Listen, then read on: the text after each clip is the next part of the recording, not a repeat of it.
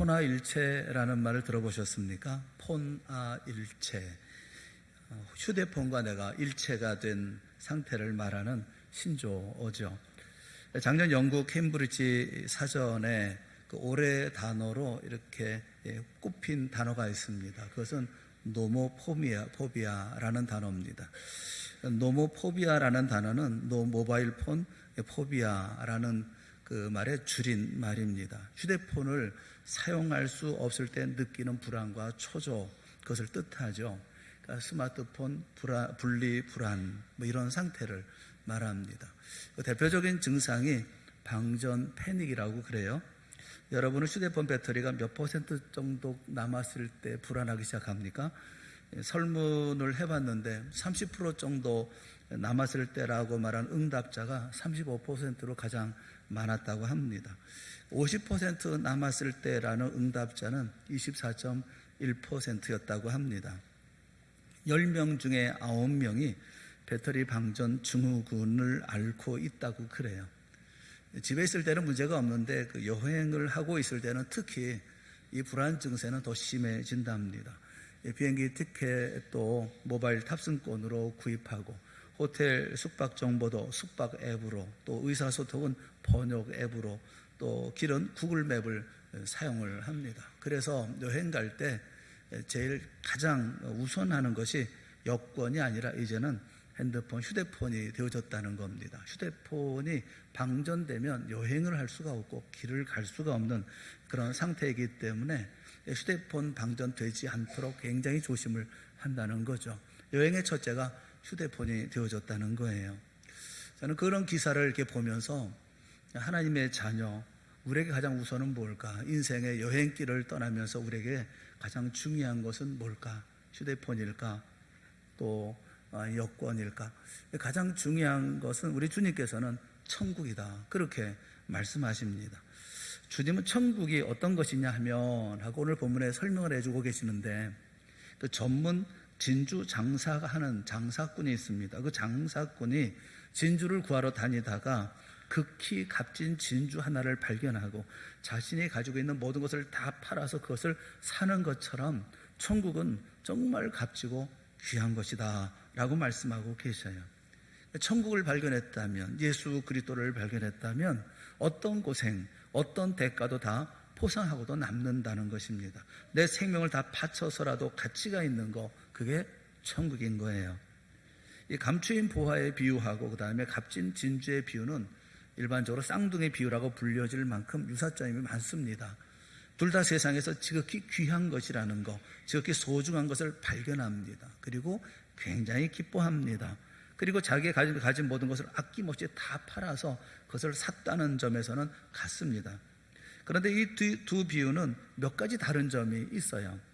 감추인 보화의 비유는 발견된 과정이 전혀 예기치 못한 것이었다는 것입니다.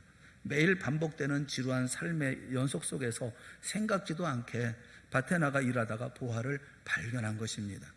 그런데 값진 진주 비유는 우연히 발견한 게 아닙니다. 진주 장사가 진주를 구하려고 이것저것 방방곡곡을 다니다가 마침내 발견하게 되어진 것입니다. 또 감추어진 보화의 비유에서 보화는 단순한 재물이죠. 부의 가치의 의미, 이것이 있는데 비해서 값진 진주의 비유에서의 진주라고 하는 것은 단지 부의 가치보다 더 높은 가치, 돈으로 환산할 수 없는 완벽하고 지고한 예술적인 가치도 가지고 있음을 우리에게 가르쳐주고 있어요. 또 감추인 그 보화에서의 보화는 많다라고는 복수 개념이지만 이 값진 진주의 비유에서는 오직 하나밖에 없는 진주, 이렇게 말씀을 하고 있습니다. 완전하고 크고 지상에서 다시 볼 수 없는 가장 값진 극히 귀한 진주 하나, 이렇게 말씀하고 있는 점이 서로 다른 점이라고 말씀드릴 수 있어요. 우리가 생각해 보면서 우리 45절 46절 말씀 읽었습니다만 다시 한번 말씀을 보았으면 좋겠어요. 다 같이 보겠습니다. 시작. 또 천국은 마치 좋은 진주를 구하는 장사와 같으니 극히 값진 진주 하나를 발견하며 가서 자기의 소유를 다 팔아 그 진주를 사느니라. 아멘. 고대 사회에서의 진주의 가치는 어떤 정도였을까요? 당시 사람들에게 있어서 진주는 다른 보석들보다 훨씬 뛰어난 가치가 있었습니다. 뭐 금이라든가 은이라든가 다른 대부분의 보석은 인공적인 가공을 거쳐야 했었습니다. 금은 금이 있는 그 돌을 녹여서 순수한 금을 만드는 과정이 필요하죠. 다이아몬드도 갈고 닦고 어떤 형태로든 만들어서 이 보석으로 완성되지 않습니까? 그러니까 금이라든가 다이아몬드의 원석은 그냥 돌멩이에 불과한 거예요. 가공하고 만들어야 합니다. 그런데 진주는 그 자체가 완성품이에요. 더 이상 사람의 손이라든가 가공이 필요하지 않습니다. 그래서 당시 제일 귀중한 보석은 진주였다고 그래요. 자체가 가지고 있는 아름다움과 영롱한 빛을 내는 그 신비로움, 그리고 부드러운 촉감, 이 모든 것이 누구라도 한 번쯤 갖고 싶은 충동을 갖게 만드는 보석이었습니다. 목에 걸어보고 싶거나 사랑하는 사람의 목에 걸어주고 싶은 그런 충동이 생기는 그런 보물인 거죠.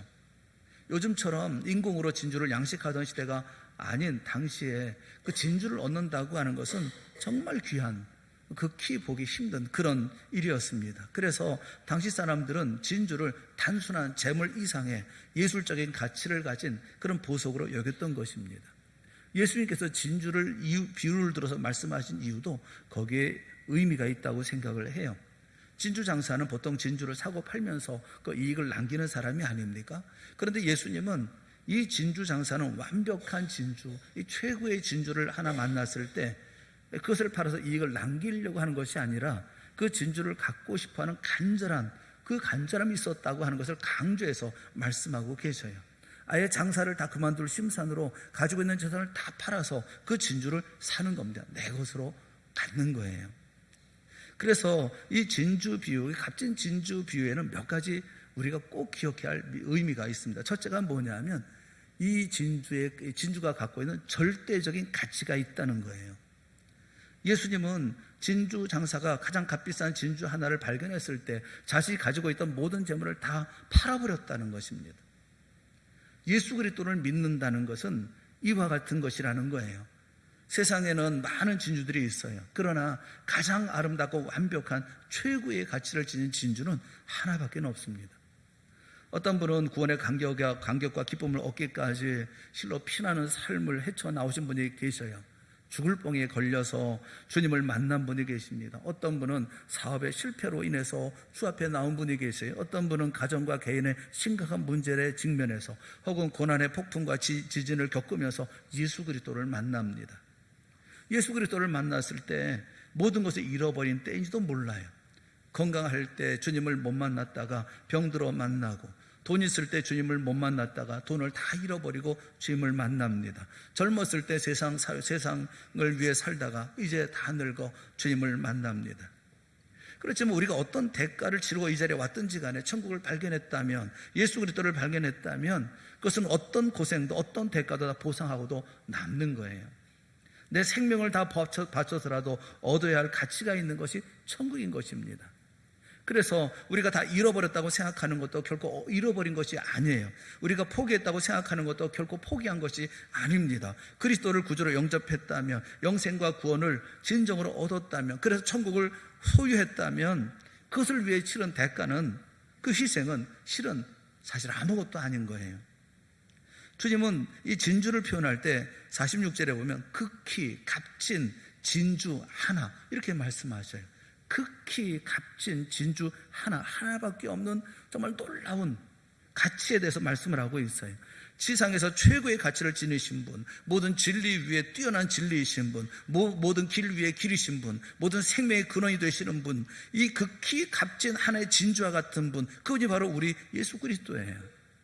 우리는 진정으로 그리스도를 만났다고 한다면 그동안 우리가 의지하고 믿어왔던 세상의 모든 상대적인 가치들, 물질이라든지 도덕이라든지 철학이든지 이념이든지 어떤 지위라든지 힘이라는 것을 아낌없이 버리게 되어지는 것입니다.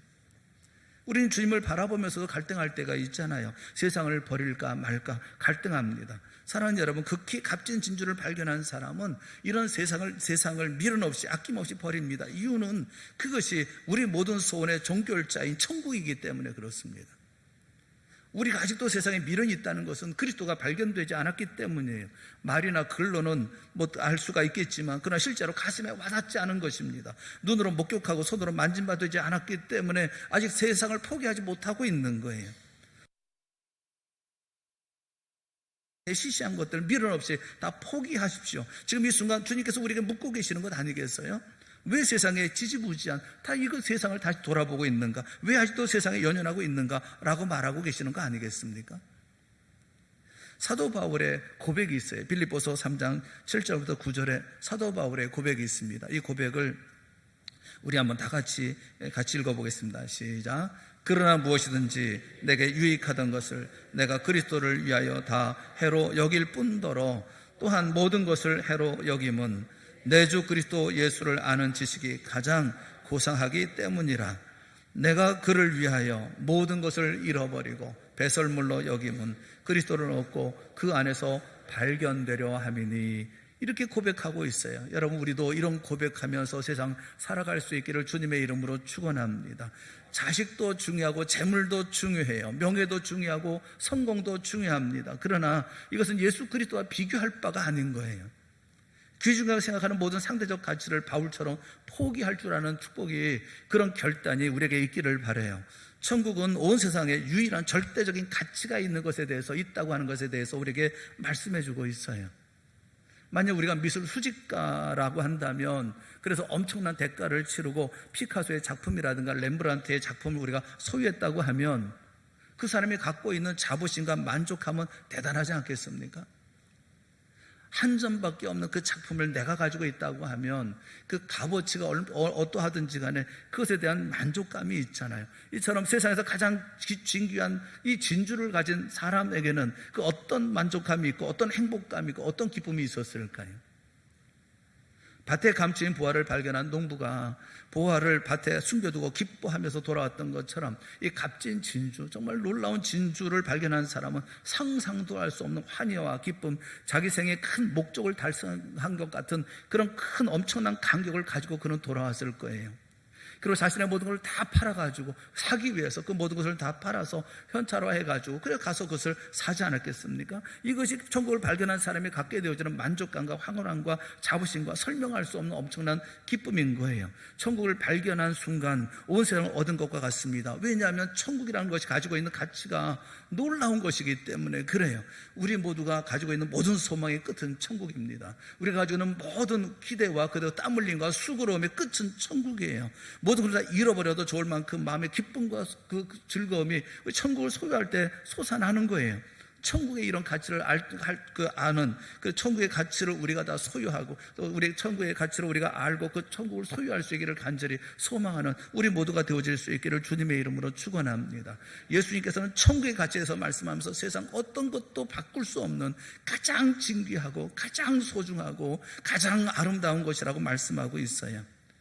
그런데 우리는 이 두 번째 우리가 생각할 것이 뭐냐면, 그럼 이 천국에 관련된 우리의 자세, 두 가지 자세를 우리가 생각해 봐야 되겠다는 것입니다. 하나는 뭐냐면 아직 천국을 소유하지 못한 경우가 있다는 거죠.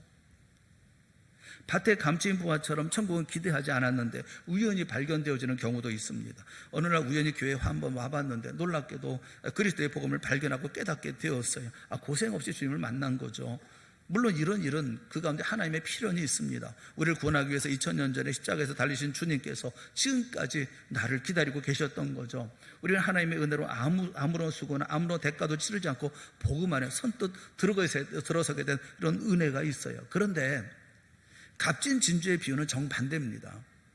진주 장사는 마음속에 항상 내 생에 이 세상에서 하나밖에 없는 가장 귀한 진주, 가장 큰 행복, 가장 큰 만족을 얻기를 간절히 소망하며 생각을 합니다. 그래서 이것저것 좋은 진주가 있다는 것은 다 찾아다녔어요. 어떤 사람은 진리를 찾기 위해서, 구도자의 삶을 살기 위해서, 또 진리에 이르기까지 온갖 고생을 다 합니다.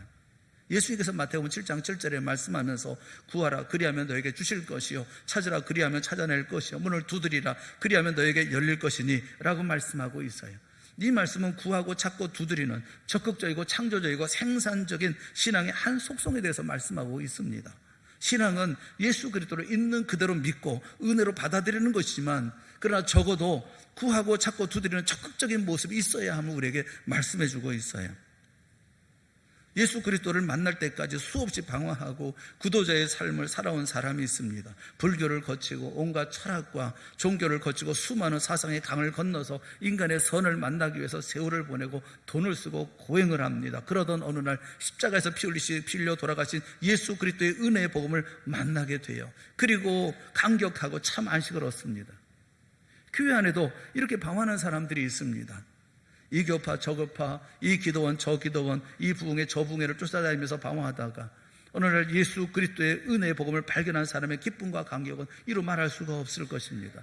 그렇게 찬송을 불러도, 그렇게 기도를 해도, 그렇게 설교를 들어도 마음의 기쁨이 없었던 그가 어느 날 예수 그리스도의 복음 앞에서 그 수많은 ton 죄가 값없이 사해진다는 이 놀라운 사실 앞에서 영원한 평안과 영생이 내게 주어진다는 엄청난 사실 앞에 감격하고 눈물을 흘리는 거죠. 천국은 이렇게 수고하고 애쓰고 찾고 두드리다가 드디어 만난 보석과 같다고 말씀하고 있어요. 사랑하는 여러분, 여러분은 이렇게 값진 진주를 찾기 위해서 얼마나 노력하고 애를 쓰고 계십니까? 교회에서 몇 번 참석하고 설교 몇 번 듣는 것으로 모든 노력을 다 했다고 여러분 생각하십니까? 얼마나 진지하게 성경을 읽으며 얼마나 진지하게 무릎을 꿇고 하나님 만나기를 갈망하십니까?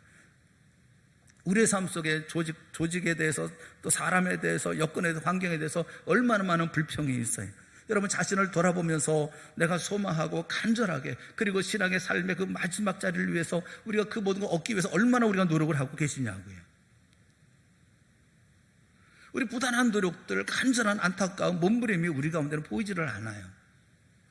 주일날 그냥 나와서 예배드리면 그만인 것 같고, 그리고 또 돌아가서 또 다시 한 주간 살다가 또 주일날 되면 모이고, 이것이 우리가 할 수 있는 전부인 것처럼 생각합니다. 그렇지 않아요. 신앙의 삶은 주일말만 이루어지는 게 아니에요. 매일의 삶 속에서 우리의 신앙생활은 계속 이루어지는 겁니다. 계속 평안을 위해서, 평강을 위해서, 그리고 하나님께서 주시는 놀라운 그 힘과 능력과 이 땅의 승리를 위해서 고군분투하며 삶을 살아가는 거예요.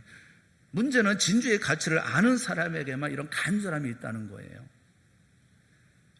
인생의 황금기를 살고 있는 젊은이들도 나는 고통과 또 고민 때문에 괴로워합니다.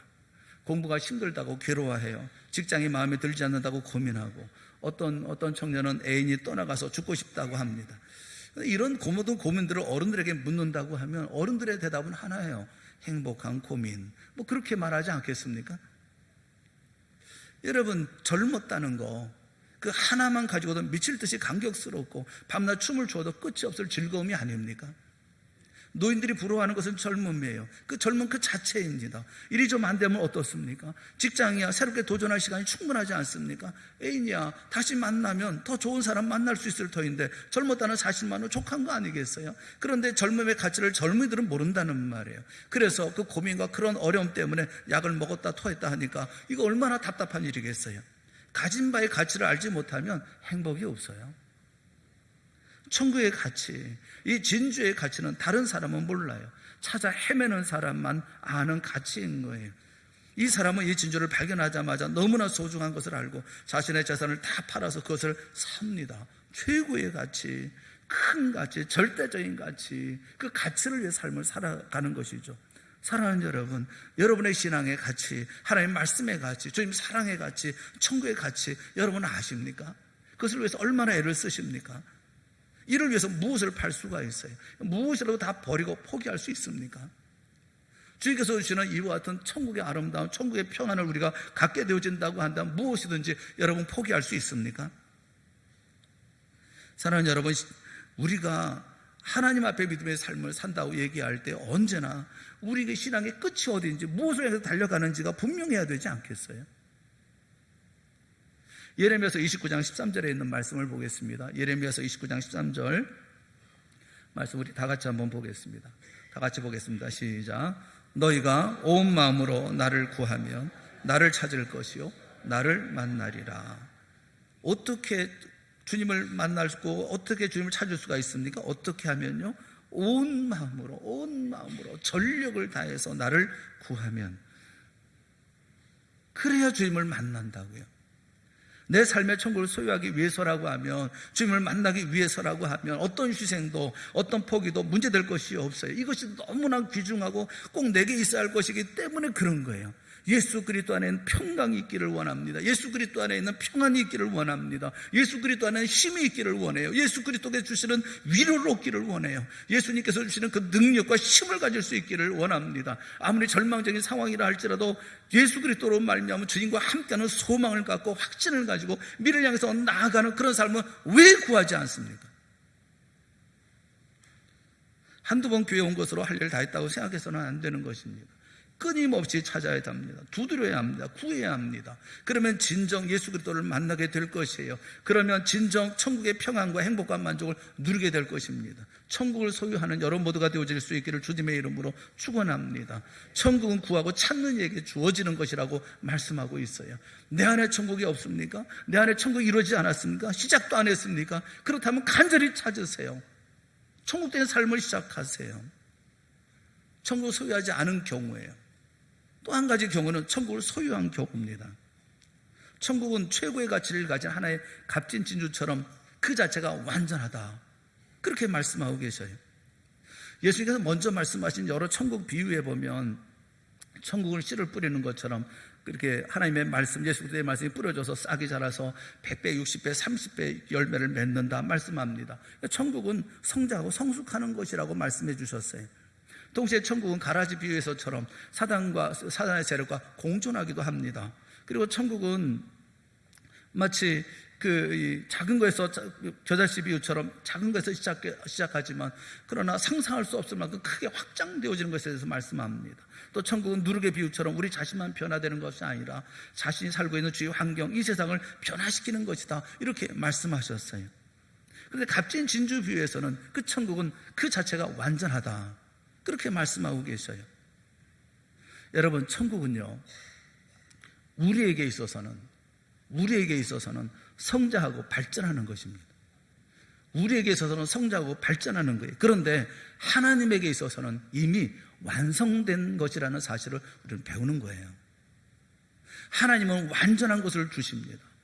그런데 우리는 그것을 발전하고 성장시키고 발전해 나아가야 합니다. 우리는 연약하기 때문에요. 하나님에게 있어서 천국은 더 이상 발전시킬 것도 없는 거예요. 완전한 거예요. 물론 우리 안에 이루어진 천국은 그리스도와 함께 성숙하며 확장되고 기적 속에서 자라나야 합니다.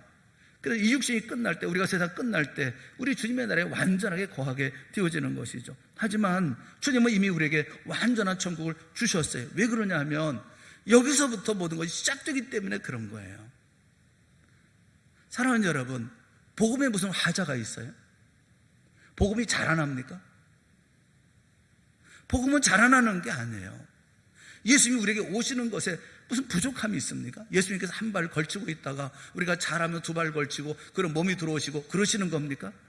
성령이 우리에게 임재하시는데 뭔가 부족하게 임재하십니까?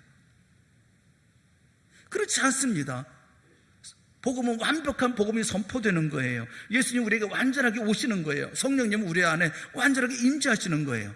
완벽한 씨가 심겨졌고 전부를 부풀게 하는 완전한 성령의 누룩이 주어진 거예요. 거기서 새 생명의 삶이 시작되는 겁니다. 새 역사가 시작되는 거예요. 새로운 세계의 인생이 시작되는 거예요. 그래서 마침내 100배, 60배, 30배의 결실이 맺혀지는 거라고요. 거기서 온갖 시련 속에서도 추수 때에 풍성한 열매를 맺는 거예요. 거기서 공중의 새들이 깃들일 큰 나무가 되어지는 것입니다. 거기서 세상 전부를 부풀게 하는 영향력을 발휘하는 거예요.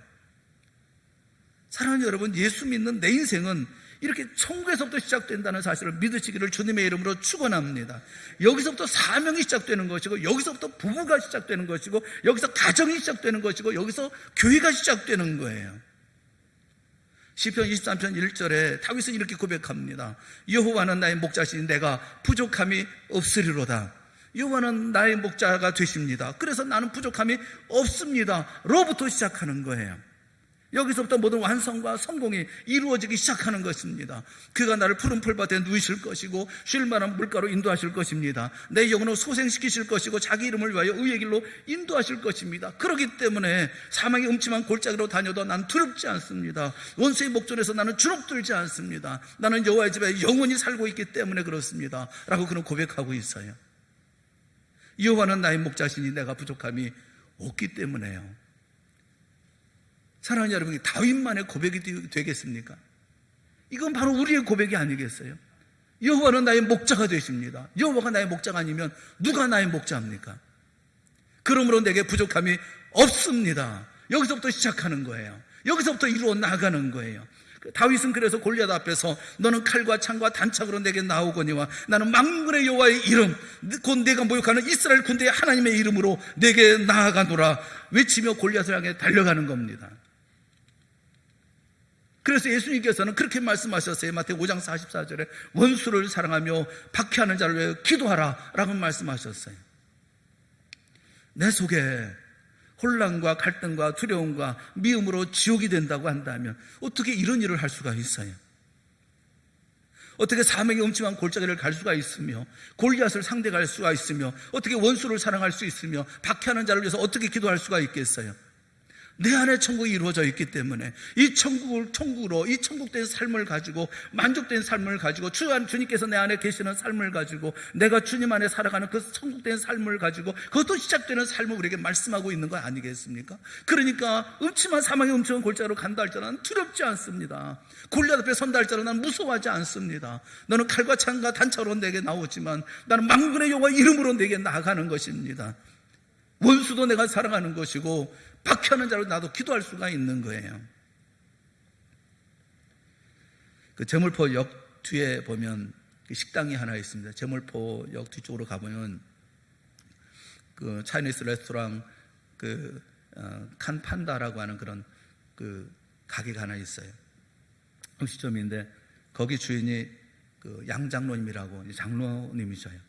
이 장로님이 서울대 경영학과를 나오고 인천에서 그래도 이제 명망 있는 여러 많은 회사들을 다니면서 정말 이제 그 많은 돈을 많이 벌었다고 그러더라고요. 여기저기 스카우트 당하고 되고 그러면서 많은 일을 하고 그러셨다고 그래요. 명문제약이라고 하는 그 제약을 또 만들기도 하고 34살에 하여튼 뭐 누릴 수 있는 모든 것을 다 누릴 수 있었다라고 얘기를 해요. 승승장구했던 그런 분이죠.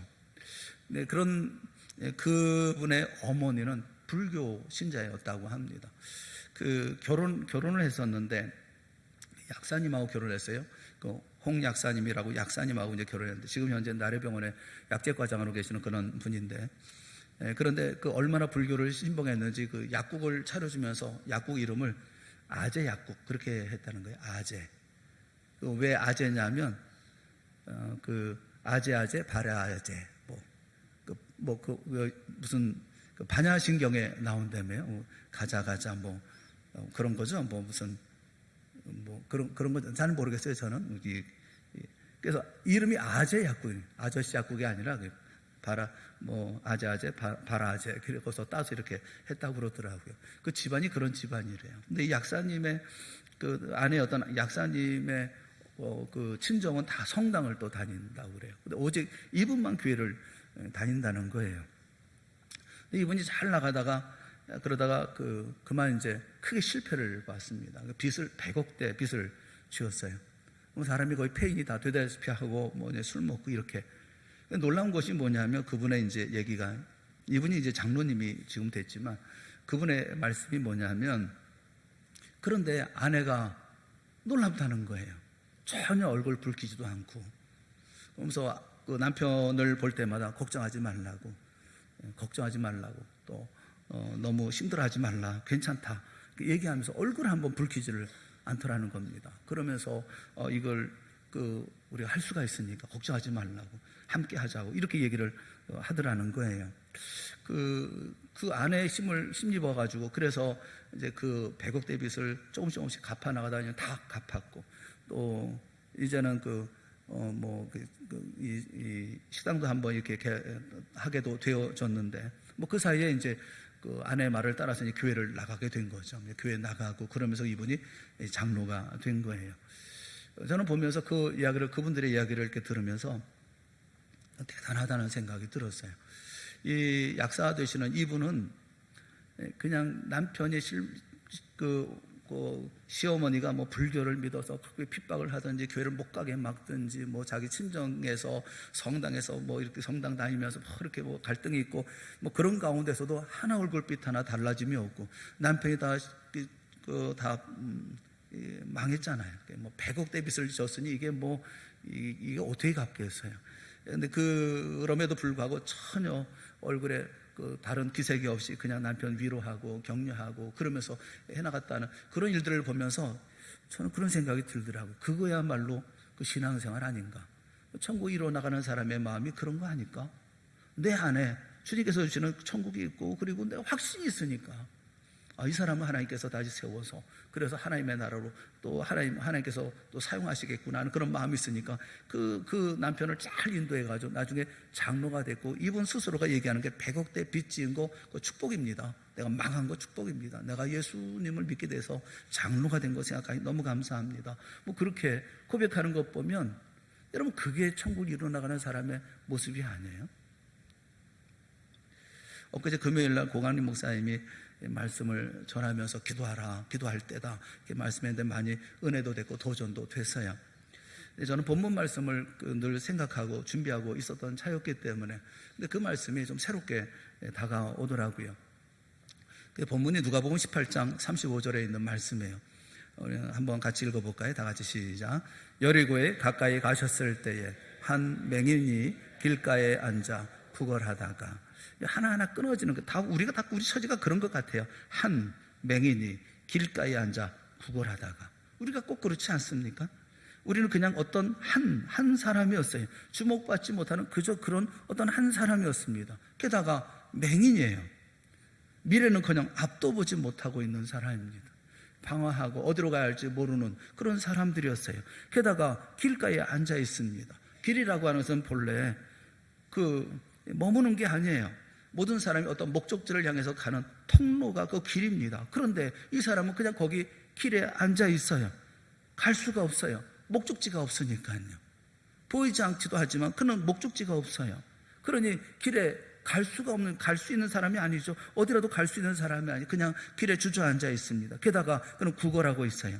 사람의 도움 없이는 살 수가 없습니다. 사람의 동정이 필요했고 사람의 인정이 필요했어요. 사람의 박수와 부러움, 그게 삶의 유일한 이유였어요. 이게 바로 우리들의 모습이 아닙니까? 그런데 여리고에 가까이 가셨을 때 예수님께서 가까이 오셨어요. 이게 얼마나 놀라운 행운입니까? 엄청난 축복이잖아요. 그래서 그는 부르짖습니다. 나를 불쌍히 여기소서. 예수님께서 찾아와 물으십니다. 내게 무엇하여 주기를 원하느냐?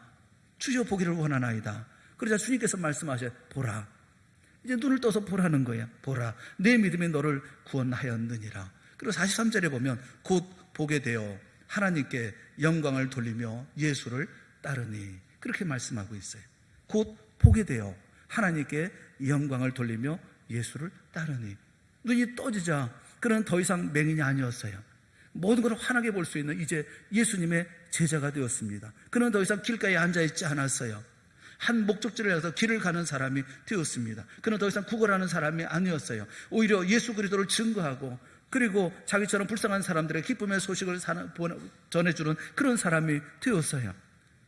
백성이 다, 그 다음 말씀에 보면 백성이 다 이를 보고 하나님을 찬양하니라. 이 사건의 결론을 이렇게 맺고 있어요. 사랑하는 여러분, 여러분은 눈이 떠졌습니까? 아니면 눈이 뜨기 전입니까? 여러분의 간구는 뭐예요? 내가 눈이 뜨기 전이라고 한다면 주여 보기를 원하나이다. 나를 불쌍히 여기서 기도해야 될 거예요. 그런데 눈이 떠졌어요. 주의 은혜로 말미암아 눈이 떠졌어요. 그렇다면 우리가 뭘 간구해야 될까요? 주여 보기를 원하나이다. 지금도 간구해야 되는 거겠어요? 뭘 간구해야 되겠습니까? 여러분의 가슴에 복음의 씨앗이 뿌려졌습니까? 여러분 천국을 소유했습니까? 그렇다면 무슨 일을 해야 되겠어요? 아직도 길가에 앉아 있어야 되겠습니까? 아직도 구걸해야 되겠습니까? 아직도 나를 불쌍히 여겨주시옵소서 기도해야 되겠습니까? 그렇지 않지 않습니까? 여기 뭐라고 얘기합니까? 그는 뭐라 합니까? 곧 보게 되어 하나님께 영광을 돌리며 예수를 따르니 라고 말씀하고 있잖아요. 그게 우리가 가야 할 길 아닙니까? 천국의 완성을 위해서 이렇게 시작해야 되지 않겠습니까? 부부 사이에 천국을 만들어가고 내 자녀와 나 사이에 천국을 만들어가고 우리 가정의 천국을, 우리 교회의 천국을, 천국의 완성을 위해서 일을 시작하고 계십니까? 결단하세요. 결단 없이는 선택이 없어요. 결단하지 않냐고 우리 주님 예수 그리스도를 만날 수가 없습니다. 결단 없으니까 맨날 갈등하잖아요. 자꾸 견주어보고 계산하고 비교해보고 그런 평생 진주는 못 사는 거예요. 우리는 예수님을 영접하기로 결단해야 합니다. 주님 나는 죄인입니다. 주님 나는 주님을 나의 구주로 영접합니다. 주님 내가 주님을 믿겠습니다. 우리는 세상이 아니라 이제 주님을 선택하겠습니다 라고 결심해야 합니다. 선택은 그 포기를 의미하는 거예요. 내가 사랑하는 한 남자 한 여자를 택했다고 하는 것은 지구상의 모든 남자와 여자를 포기했다는 것입니다. 이게 결혼 서약이잖아요. 물론 내가 사랑하는 사람보다 더 나은 사람이 있을 거예요. 더 똑똑한 사람이 있을 거예요. 더 잘난 사람 있을 거예요. 그러나 내가 선택한 이 한 사람을 위해서 다른 세상 모든 사람을 다 포기하는 거예요. 그게 선택입니다. 신앙도 이와 같은 거예요. 우리는 기쁘게 포기해야 합니다. 할렐루야 찬송하면서 술 끊고 할렐루야 찬송하면서 담배 끊어버려야 되는 거예요. 시시한 것, 시시한 것을 소중한 것처럼 평생을 붙들고 사는 사람이 되었어야 되겠습니까? 결단하고 포기해야 되는 거 아니겠어요? 천국을 완성해 가야 되잖아요. 새로운 일을 시작해야 되잖아요. 왜 맹인의 삶을 고집합니까? 왜 여전히 맹인처럼 길가에 주저앉아 있습니까? 왜 사람들의 동정을 바라고 살아갑니까? 역사의 주인은 하나님이십니다. 그런데 역사의 주인공은 바로 여러분이에요. 내 인생의 주연이 내가 아니면 누구라는 말이에요. 내 인생의 주연은 나가 아니면 누가 내 인생의 주연입니까? 자기 삶을 소중하게 여기세요. 좌절하지 말고 절망하지 말고 예수 믿는 우리의 삶은 이제 시작된 것 아닙니까? 새 생명의 삶이 시작된 것 아닙니까? 그 천국의 씨앗이 심겨지지 않았습니까? 그러면 풍성하고 완전한 천국을 이루어 가세요. 이미 완전한 진주를 우리에게 주었다고 한다면, 이제 그것을 소유했다고 한다면 이제는 완전한 천국을 만들어가는 삶이 우리 가운데 있어야 되지 않겠습니까? 소망을 가지고 확신을 가지시고 회복의 기대를 가지십시오. 우리 길을 걸어갈 수가 있습니다. 그리고 이루어 나갈 수가 있습니다. 왜냐하면 주님께서 이와 같은 일을 우리에게 말씀하셨고 명령하셨고 함께 하실 것을 우리에게 말씀하고 계시기 때문에 그런 거예요. 사랑하는 여러분, 내 안에 이미 주어진 천국, 이 천국을 찾기 위해서 애쓰고 노력하는 게 아니라 이미 내 안에 주어진 천국, 내가 그 예수 그리스도와 함께 있는 그 천국의 아름다운 삶을 다시 한번 깊이 생각하고 인식하고 내 마음속에 담아두고, 그리고 거기서부터 새로운 삶을, 새로운 생명의 역사를 시작해 나가는 여러분들이 되어질 수 있기를 바라요. 부부가 천국 같은 부부, 천국에서의 부부의 삶이 되어졌으면 좋겠어요. 우리 가정이 천국에서의 아름다운 가정이 되어졌으면 좋겠어요. 우리 교회가, 우리가 사는 모든 삶의 터전이 이렇게 되어질 수 있기를 바라는 거예요. 할 수가 있기 때문에 그렇습니다. 이 모든 걸 이루어 나아갈 수 있는 것, 그것이 오늘 본문의 이 천국, 이 값진 진주의 비유를 통해서 우리에게 말씀하고 계시는 그런 말씀인 줄로 믿어요. 여러분 모두가 다 다시 한번 내 안에 주신 하나님의 은혜를 깊이 생각하고 이루어 가십시오. 포기하지 마십시오. 좌절하지 마십시오. 할 수 있습니다. 주님께서 그렇게 우리에게를 인도해 주실 것입니다. 우리 안에 주신 놀라운 은혜, 주 안에서의 평강과 그 은혜와 새로운 신과 기대와 확신을 가지고 주 역사 만들어가는 아름다운 천국을 완성시켜 나가는 여러분의 삶이 다 되어질 수 있기를 주님의 이름으로 축원합니다. 기도하겠습니다. 사랑의 하나님 아버지, 주님께서 우리에게 말씀하신 말씀 우리로 다시 한번 깊이 생각하게 하시고 확신하게 하여 주시옵시고, 그래서 내 안에 천국을 이루게 하시고 또 우리 가정에 완전한 천국이 되어질 수 있도록 애쓰고 노력하게 하여 주시옵시며, 마침내 이루어진 천국으로 주 앞에 영광 돌리는 저희 모두가 되게 하여 주시옵소서. 하나님의 귀한 아들 딸들이 오니 일일이 붙들어 주시옵시고, 저들의 삶에 새로운 신과 새로운 능력과 새로운 소망과 주님께서 주신 새 힘으로 언제나 다시 일어날 수 있는 그런 은총의 날들이 되어지고 모든 사역과 역사들이 되어질 수 있도록 은총 더하여 주시옵소서. 예수님의 이름으로 간절히 기도드리옵나이다. 아멘.